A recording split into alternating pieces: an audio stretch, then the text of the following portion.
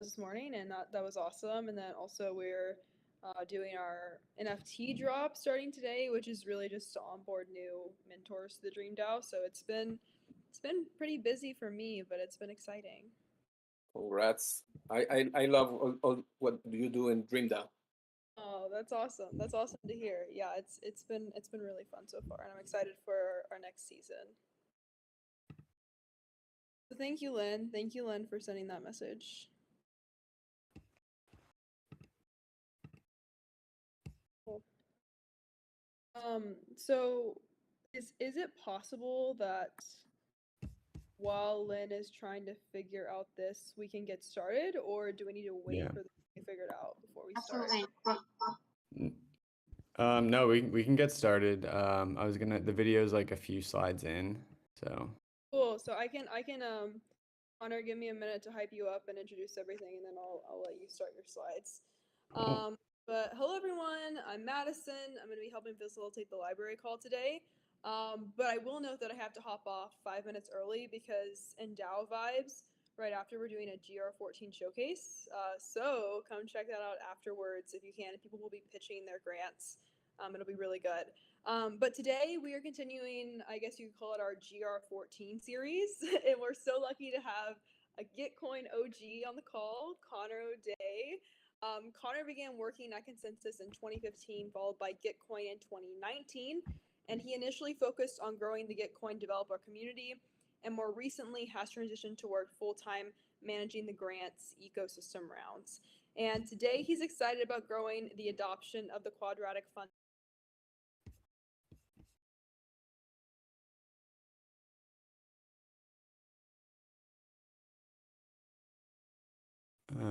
Is anyone else losing Madison? Yes. Yes. I feel like this happens every time with Discord. Can you hear me now? Yes. Yes. Awesome. So yeah, to hop back into explaining the question, it's can quadratic funding be a useful tool to distribute funding to things that are not necessarily public goods? And Connor has a presentation ready for us, and after that, he will open it up to any questions and discussion. And then as always, feel free to leave any resources, questions, and just chat in the thread. I'll start tagging people in it right after this. And then the last thing before we get started is a reminder about the Public Goods Reading Club. It was async the last couple weeks, but Henry is back, so it's synchronous again, and it's in the common room. The info is in the announcement thread I sent yesterday, and it will be at the same time on Thursday at 6:45 p.m. Eastern. And of course, let me know if you have any questions about that, and I can let you. Okay, that's everything. Connor, you can go ahead and get started. Cool. All right. Well, thank you so much for having me. I'm gonna pull up the presentation real quick and we will dive in. All right. This looks good. All right. You guys are looking at my screen, right?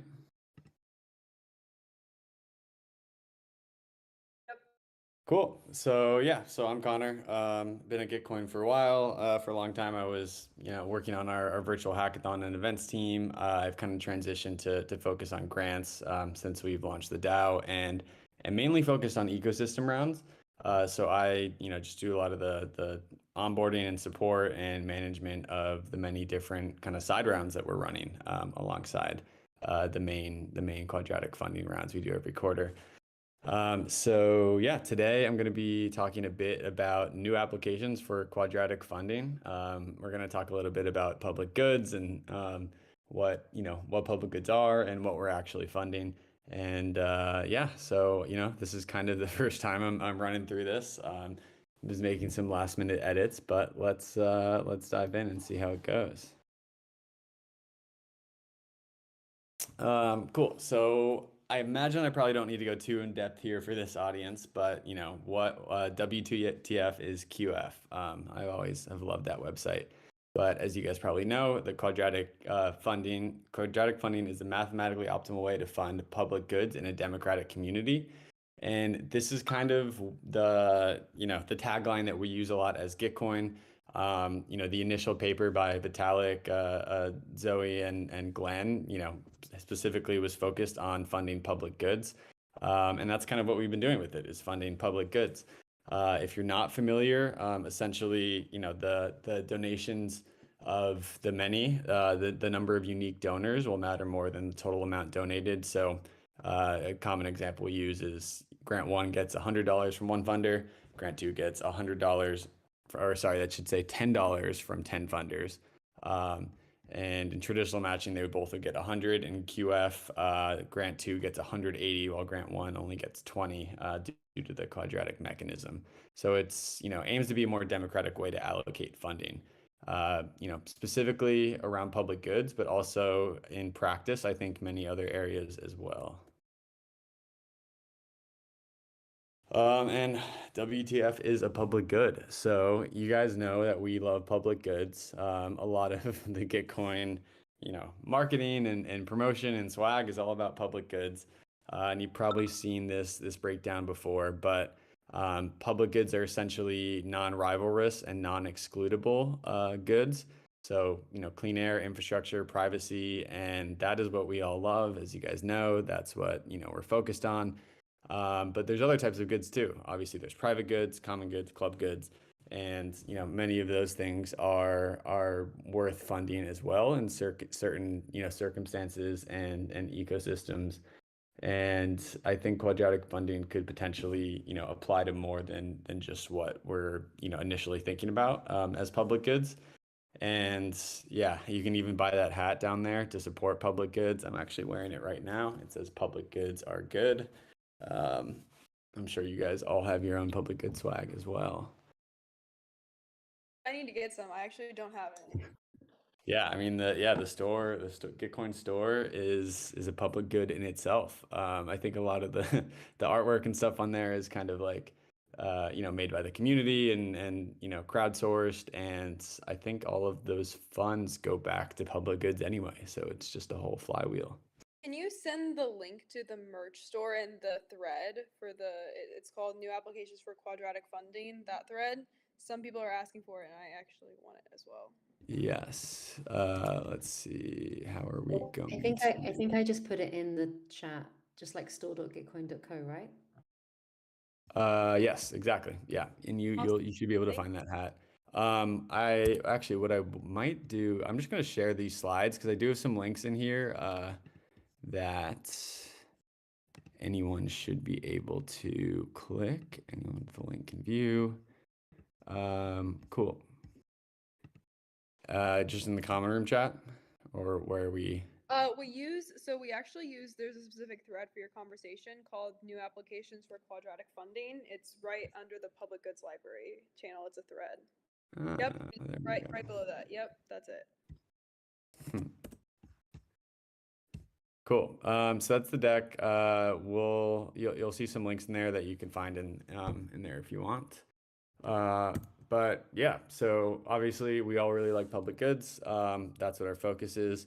However, are we only using quadratic funding to fund public goods? My answer would be probably not. And if we all know public goods are good, are non-public goods non-good?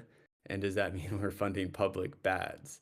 And I put some screenshots in here. I have no idea who runs this account. I swear it is not me. I don't even know how I first came across it, but there is an evil Gitcoin on Twitter that is focused on public bads funding.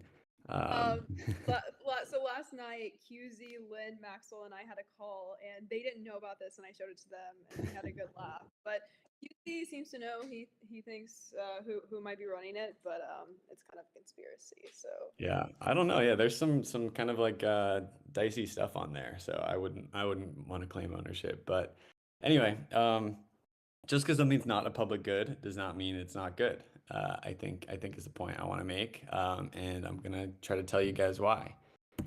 And the irony is not lost on me, on who I'm speaking to right now. I did see the promotional image for this event. It does say public goods many times, which is super important.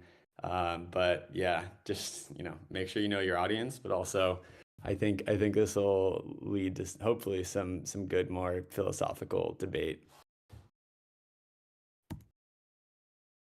Cool. Okay, so this is kind of one of the main pieces I wanted to bring up here to potentially discuss. Specifically, so Kevin Nowaki had this interview in the Green Pill podcast with Glenn Whale, and he has this good just section talking about public goods and community goods, and I'm wondering if we can play it right now. I don't know if Lynn, I don't have the share audio set up for my Discord, but do we know if that might work? All right, should we give it a try? See what happens.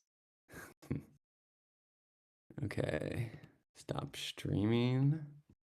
Should be able to. I was doing a test. I'm plopping right now. Does it pop up at a certain minute? Yeah, I want to start it just right at like 19 minutes if it doesn't come up, and then just go for like 3 minutes till just past 22. Sounds good. I'll go ahead. Tell me when to stop whenever. And start.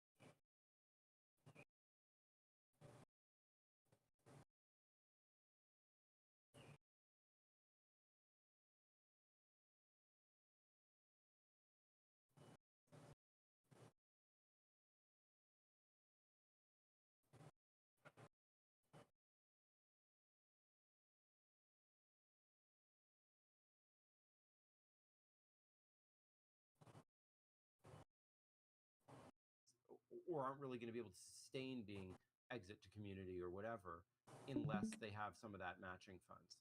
So like there's kind of a spectrum between things that are like totally just like the only way you could possibly do it is completely as sort of a charity plus quadratic funding, to things that are like businesses but that could be really exploitative businesses or they could be really pro-social businesses, and if you have that matching funds there, it gives them an incentive to be that pro-social orientation.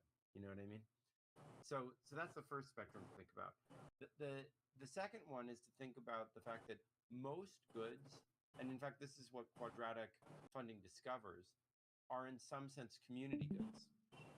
They're neither like pure public goods that just like freely open to everyone, or pure private goods that just one person consumes. Like one example is right now out my window behind you, I'm looking at Lake Washington, where I like to go paddleboarding, right? And you could divide up the water in Lake Washington and give everyone like some chunk of water that they could drink or do whatever, but like no one could go paddleboarding and no one could do all the things that you do, whether it's jet skiing or sailing or swimming in that bigger body of water, right? And those type of goods are, I think, the generic thing. Like actually most of the value we get out of our lives come out of those types of things. They're community goods rather than either global public goods or private goods. And once you take that into account, it actually really changes your perspective on a lot of things, because what you come to realize is that most people you're interacting with are not some like anonymous rando person that you Okay, I only have. think that was kind of where, yeah. Cool. All right. Well, thanks for sharing. I appreciate that since I did not have everything set up correctly. So yeah, I'm gonna reshare my screen. So that was just a quick like excerpt of this longer podcast that is a really good listen. I highly recommend you guys go check it out. It's linked in the deck that I shared. All right, I think we're live again. Cool. And yeah, so I would just call out, I think what this whole talk is kind of alluding to here was sort of about the paper that came out recently, Decentralized Society, Finding Web3 Soul, that kind of, led to a lot of discussion on soul-bound tokens and, just generally like this whole idea of non-transferable tokens, but also how that can apply to public goods funding and quadratic funding specifically. So we just listened to right here, public and private goods, just a part of that, but it goes deeper into other governance mechanisms, relationships between people, and so I highly recommend checking this out if you're curious. But the reason why I wanted to kind of bring up that small portion is because I think he makes a really good point about public goods in general, and that is it's hard to find things that are really pure public goods. Like in most cases, there's some people that benefit more than others, and people might have different opinions or thoughts on like what constitutes a public good for them and what doesn't. And part of what quadratic funding does is help us discover that, because ideally, in a truly global and Sybil resistant way, the things that would get funded most are public goods that benefit the majority of people. But in practice, it's hard to actually kind of delineate that. I also recommend the Web3 Souls paper goes a bit deeper into the soul-bound token, non-transferable NFT idea, but it relates that back to public goods and quadratic funding.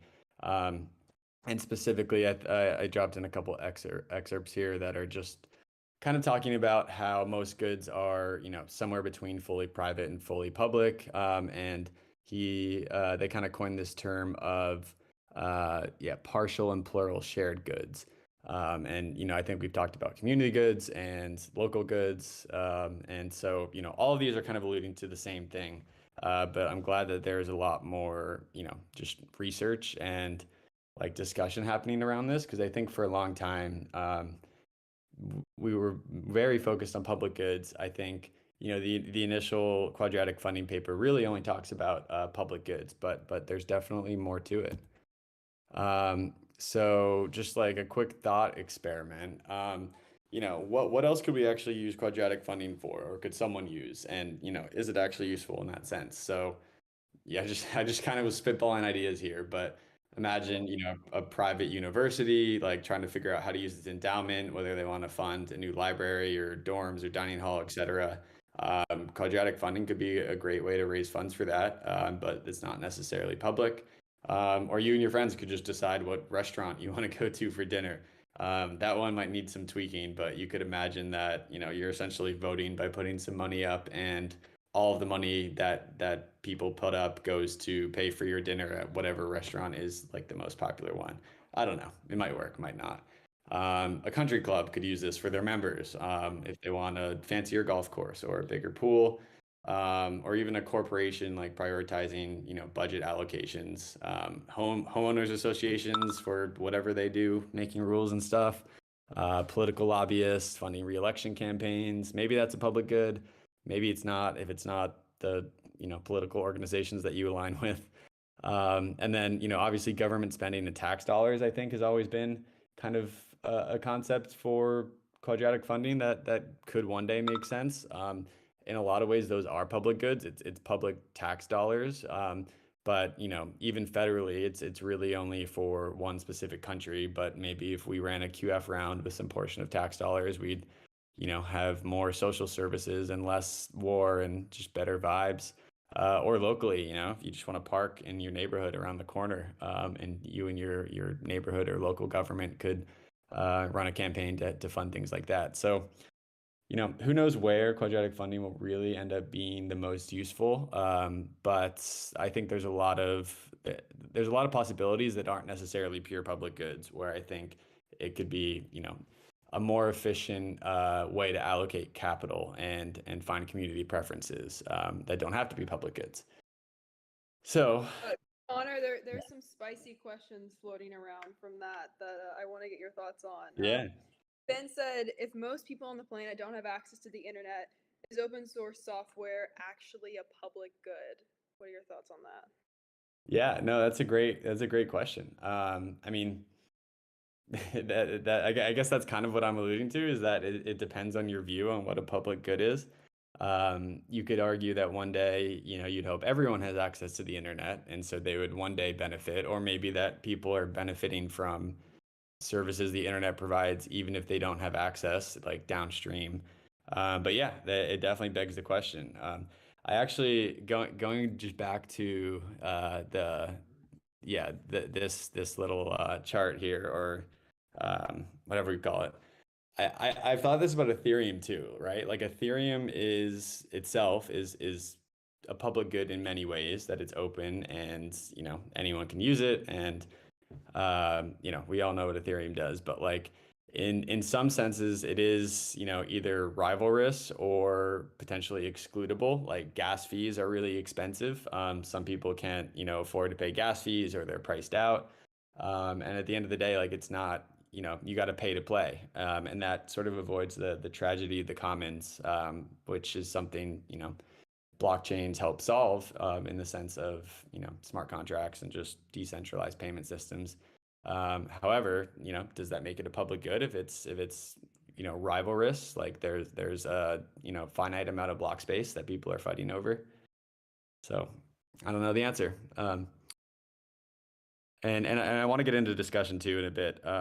But any other questions that there are just if you look at the thread now, people are asking like, what does public mean? Like so many of those questions. So I think like after the presentation we'll have some interesting discussion on some of these questions. Definitely. But yeah, I mean, you guys are the experts, right? This is the Public Goods Library. So I'd love if you guys could also tell me, but I'm kind of approaching this from my perspective too, which has been organizing, different quadratic funding rounds on Gitcoin, but primarily ecosystem rounds. So, Ben handles a lot of the cause rounds and, climate stuff. And we have a whole team fundraising for the main overall pool. And, I seem to spend most of my time working with specific projects or protocols or ecosystems that are funding rounds to, in some ways selfishly fund their own projects or their own community. But we'll get more into that in a second. But yeah, so what has Gitcoin actually been doing since that initial quadratic funding paper came out? I think in like 2018. We did our first quadratic funding round in 2019. There's a 25K matching pool, so I think 13K total was raised by community donations via like 200 contributions. And there's a nice little graph of those contributions on the left there. Fast forward 3 years, grants round 13 had almost 500,000 contributions and 6 million raised. About half of that, which was matching pool, and half of that was community donations. And you can kind of see just from the graph, like things have generally been trending up, and we've been raising more money. The community's been donating more grants are being opened, and we've been, experimenting with QF in different areas. But what are those areas? So we kind of have the main overall round that, initially was kind of the Ethereum Web3 public goods round, and now it's just more general, like open source. Like pretty much everything on the platform on Ethereum is eligible for the main round. We have our ecosystem rounds that are kind of for specific projects or DAOs or protocols. And then we have the cause rounds that are, aiming to make an impact in like real world things. So not necessarily digital public goods or digital projects. Looking at GR14 for a second, I think we have 14 ecosystem rounds worth over $1 million. We have a $1 million main round and about $1 million in cause rounds. And the causes are climate, advocacy, and diversity and inclusion.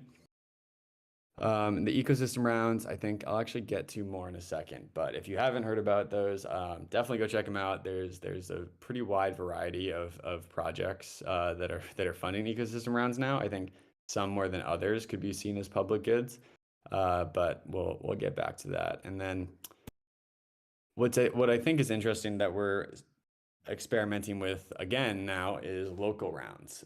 So if you see one of the last ecosystem rounds, you'll see in there in the bottom is the Oakland round, and we're kind of calling it the Oakland local round.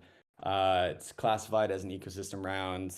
To be honest, those classifications are kind of made up, and there's probably more nuance that we could bring out. But yeah, this idea is like it's only a 15K matching pool, but and it's an experiment to help fund, charities focused in the city of Oakland in California on, justice and the youth.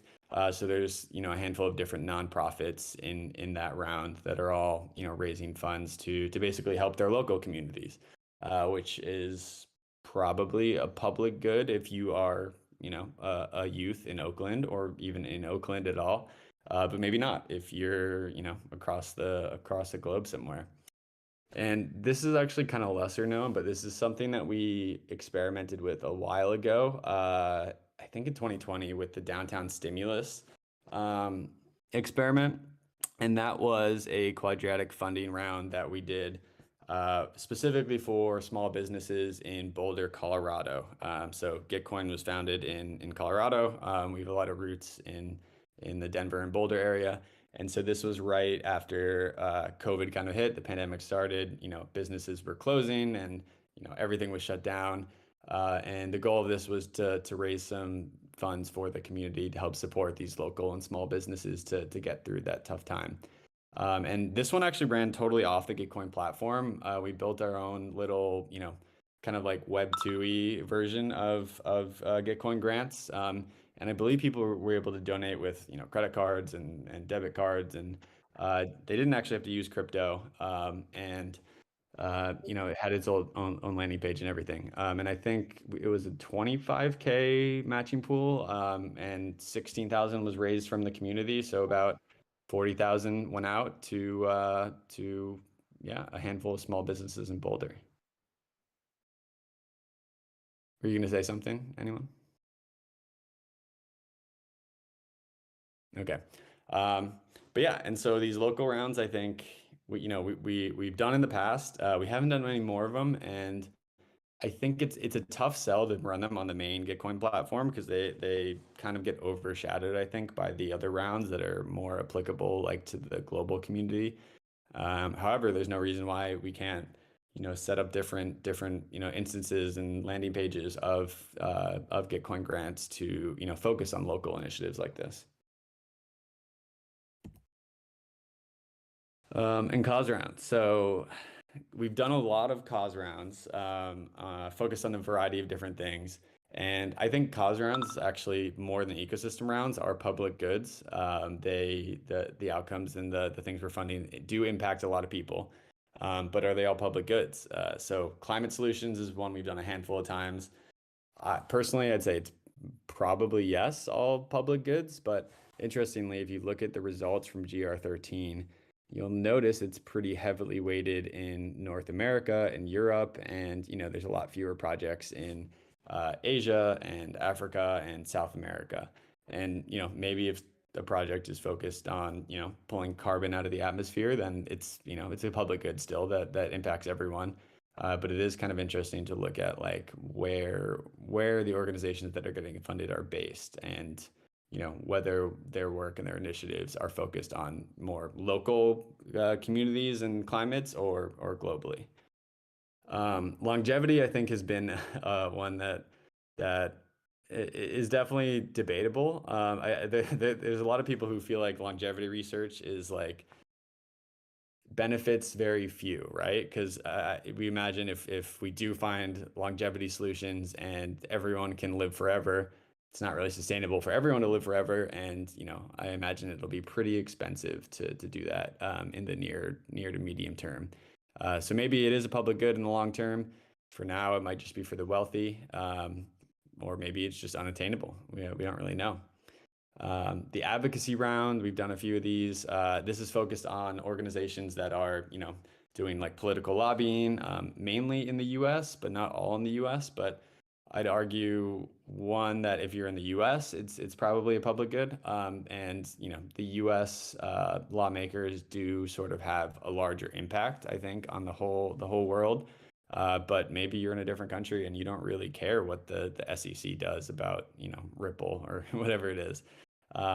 So, it's probably public good, but arguable. The support for Ukraine round, that this is obviously a tougher one to try to analyze here.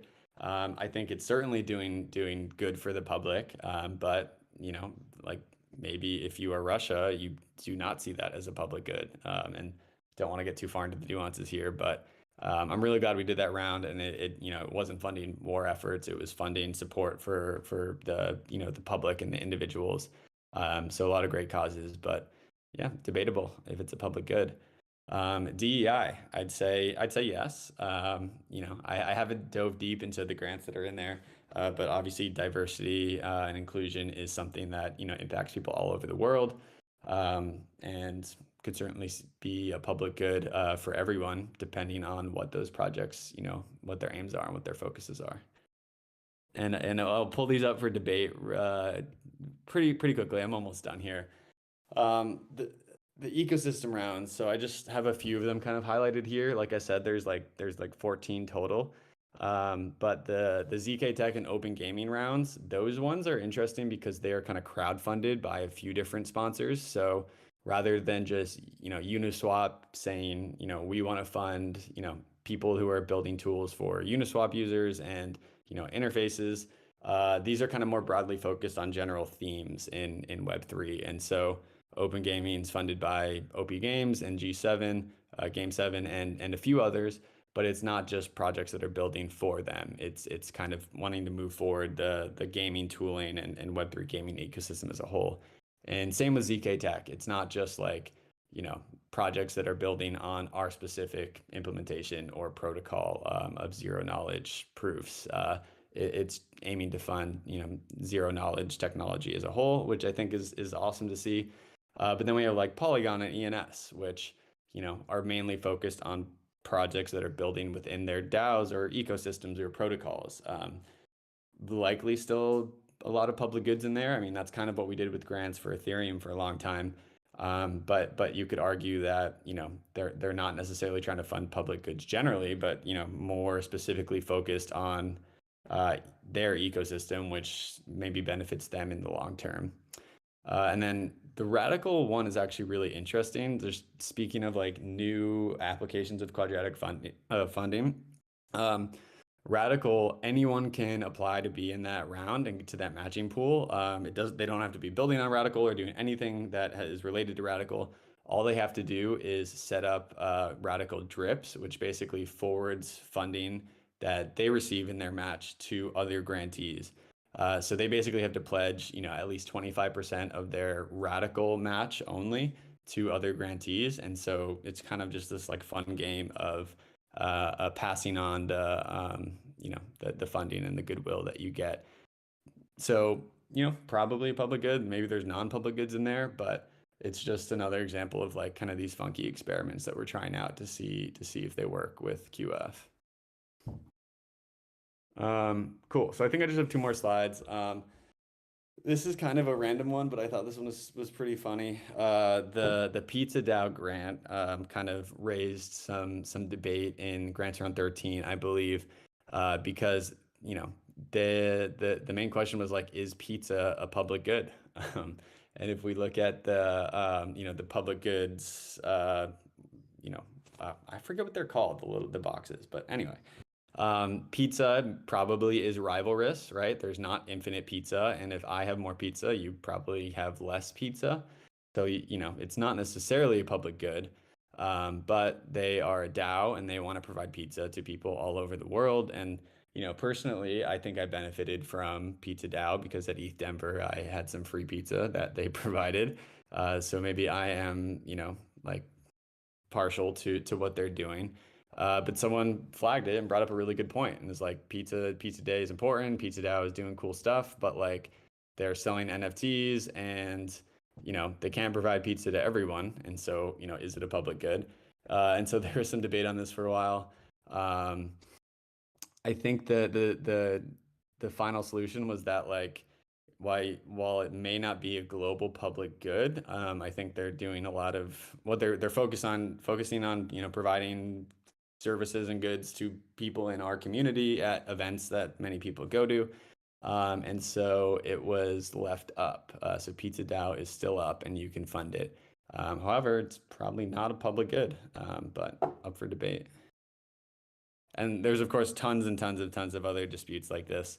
Some that go the other way, and some that go this way and stay on the platform. But the PizzaDAO one was just funny because it's pizza.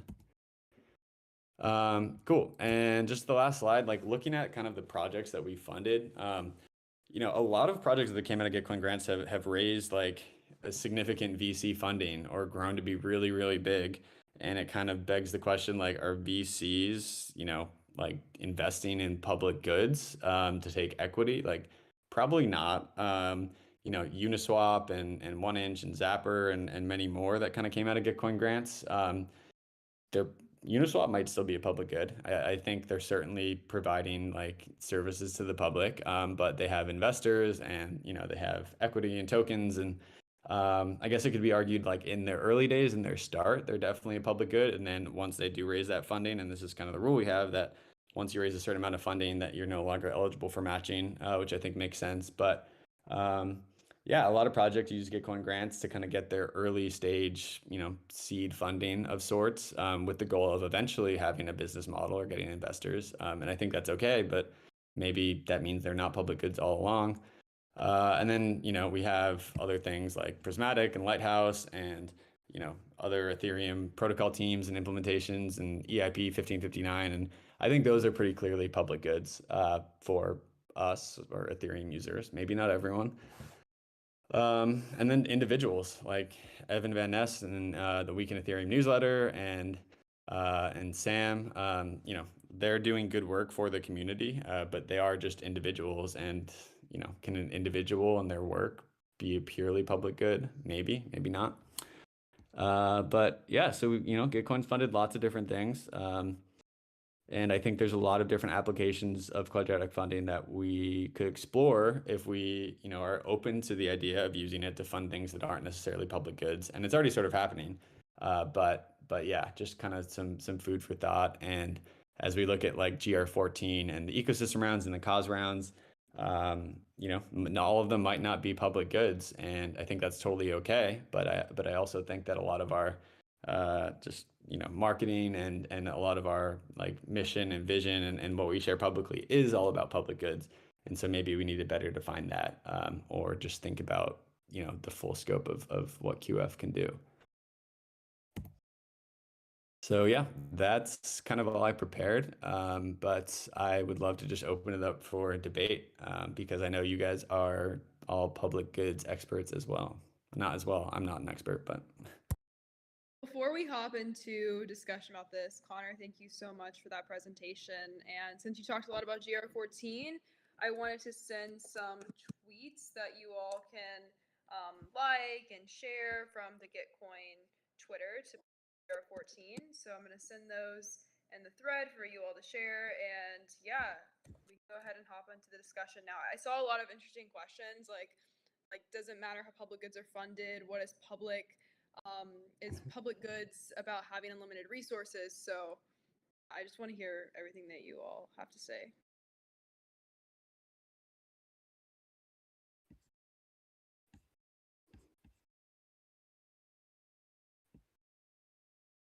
And Sarah and other Ben and Maxwell and Lynn, I saw you all talk a lot. So so I guess like one of my main questions that I'm curious about, like, does it matter how public goods are being funded if it still is a public goods?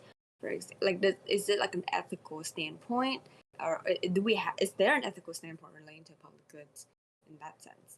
Like, can it be from one big source of income, like say a millionaire funded that entire thing, Like, does it matter? Or it has to be a public thing, like taxes that people pull together and get it. Like, yeah, that's something I would love to hear people's thoughts on.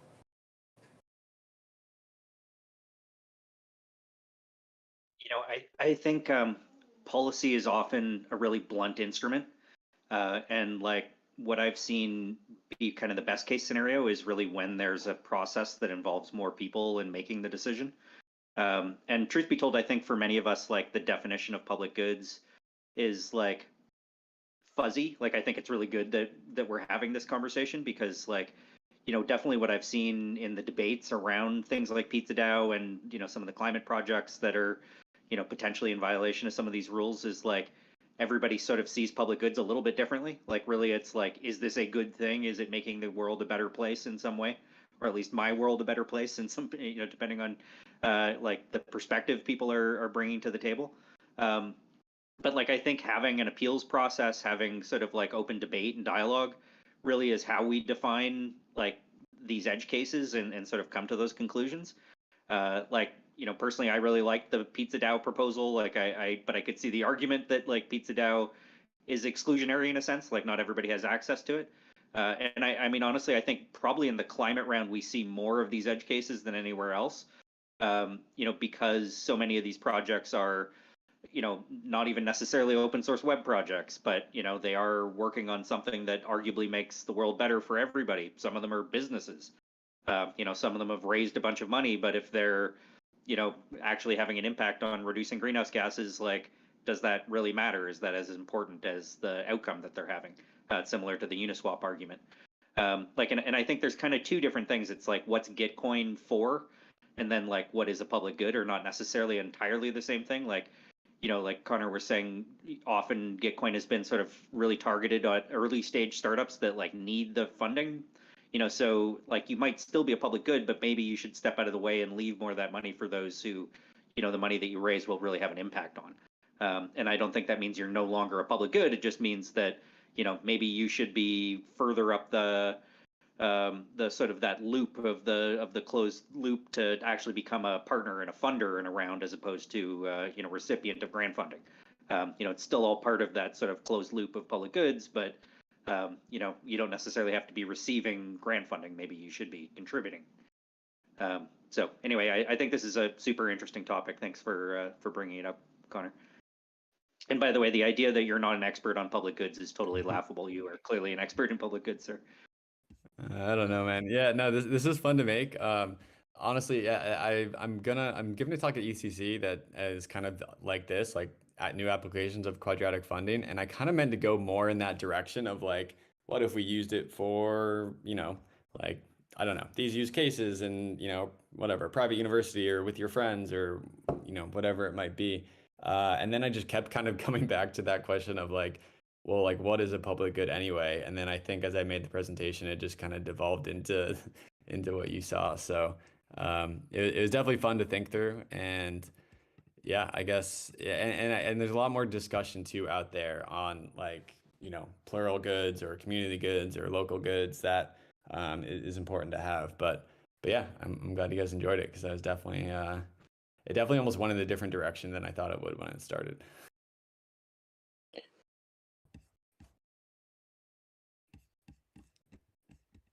Yeah, I think also the name public goods can be misleading and confusing a little bit.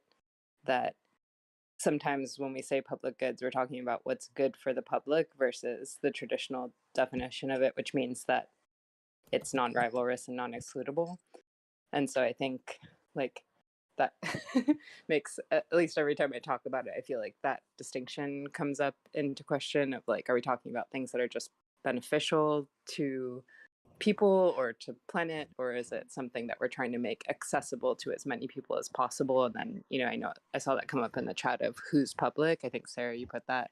I think that's a really important question, especially when we're considering using quadratic funding to determine like local public goods, because then it becomes like not as many people as possible, but as many people within a specific public. And yeah, there's a lot of like nuance to that. And then if we take it out of that traditional definition, then we have like a broader space to play in of like what is good, for us to just to use something like quadratic funding to determine like what is good for our community, which I think maybe is like a better question to be asking, or maybe not better, but something of that nature. But yeah, very happy to be having this conversation with you all. Yeah, as I was just kind of like putting these slides together last night, I just Googled public good because like I wanted to see what what a public good actually was. So first, turns out there's a company called Public Goods that sells like merch that isn't us. I don't think they're public goods, but like the third link was like Investopedia. And it says the typical in economics, it's a commodity available to all, but it says typically the services are administered by governments and paid for collectively through taxation. Like, okay, I guess, yeah. And then examples of public goods include law enforcement, national defense, and the rule of law. And I was like, well, I don't want our whole thing to be we're funding national defense and the rule of law, right? Like we're trying to fund like good public goods, not bad public goods. But yeah, anyway, that's the Investopedia definition. But yeah, I think we're kind of taking that term and molding it and changing it. And in Web3 and like the regen world, public goods could mean something totally different than what Investopedia thinks. Also, side note, Connor, one of my crazy moonshot ideas is to like fundraise to buy out Public Goods, that company you're describing, which they sell things like soap and like toothpaste and things like this, to like buy it out and then use it as a distribution mechanism to make those goods available as public goods to anyone that wants them. At what point do you think they start like to sue us, right? Because like I don't know, they probably have this trademarked. No, yeah, I know, right? I want us to like buy them out. We should start a grant.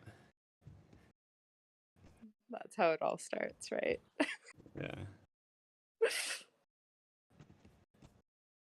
Joel, I saw you had an interesting question in the thread. If you're able to, do you want to unmute and share? Yeah, I can ask that. Yeah, so I'm just like curious about this question around like what are the signals that maybe Gitcoin's current funding model isn't incorporating into how it allocates funding. So I'm specifically thinking about how we want to expand the audience of Web3 past where it currently is, but the perspectives of those people aren't necessarily represented in like a donation-based funding.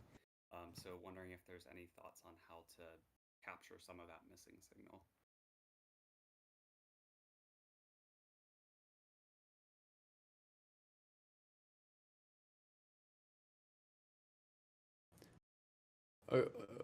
Wait, sorry. Can you repeat the last part? And then I'll try to take a stab at that.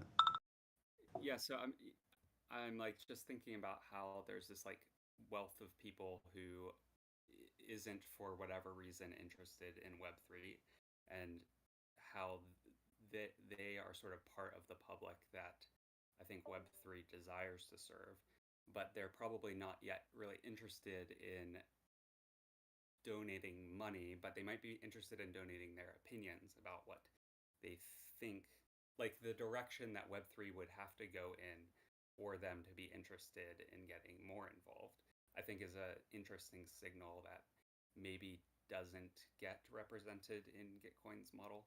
Maybe that's like controversial assertion, but yeah, just interested in how you engage with it. No, yeah, I mean, I think like ignoring like the Web3 part just for a second, like I think this is something that the idea of quadratic voting has sort of been trying to tackle or considering for a long time, right? Like maybe you want to have some type of like, preference indication of people voting on something with waiting for, stronger preferences. But like you don't necessarily need to raise money for something. It's just decision making. Like that's kind of what quadratic voting could be good for at a larger scale. And certainly I think there's ways we could incorporate quadratic voting into things Gitcoin is doing, and to just governance in general in Web3, but also in the real world. But I do think there's an important aspect of like, opinions. There's lots of opinions out there, but there's only, if people are willing to put like money and funds behind their opinions, I think that definitely, it's a strong indication that that's important to them.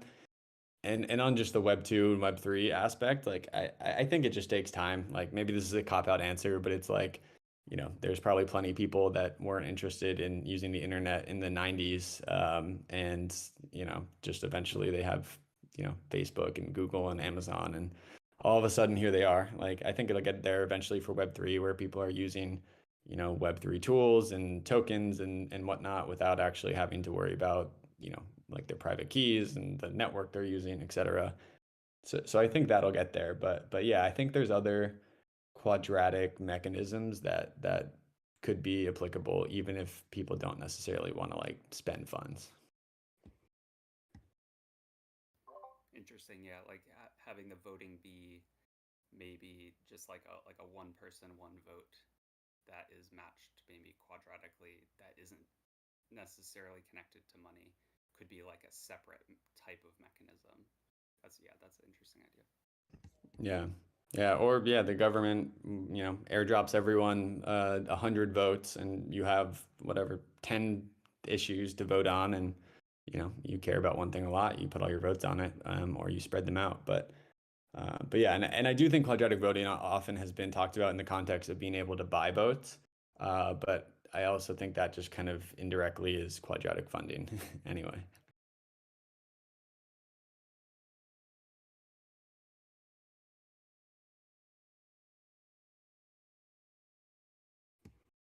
Cool. Well, I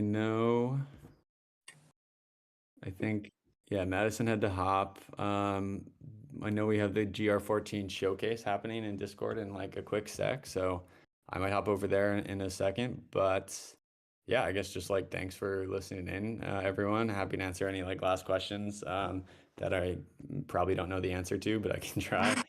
Right. Or Yes, hey, thanks so much, Connor. Like this has actually been exciting. Like I love if you have a chance, like I think you should scroll through the chat. Like it's been like blasting. People are talking about it a lot. So if you have a chance to take a look at that. In the meantime, would just want to say like would love for you guys to retweet about the grants. If it's a public goods library, would love to like spread the word, right? And also like bring meaning to the public goods library in this very call.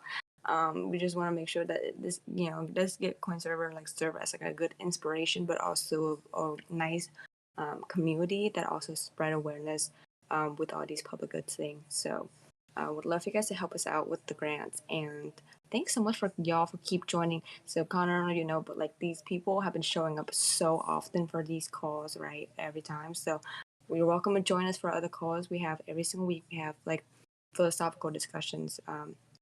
Next week, we're going to have Umar, who's going to talk about the grant. He did, like, I think, a research, right? A case study on what that is. So it's going to be very interesting. But yeah, I hope everybody joins again. And thanks so much again, Connor. And thanks everyone for joining. And you guys should join the DAO vibes now. Thanks, everyone.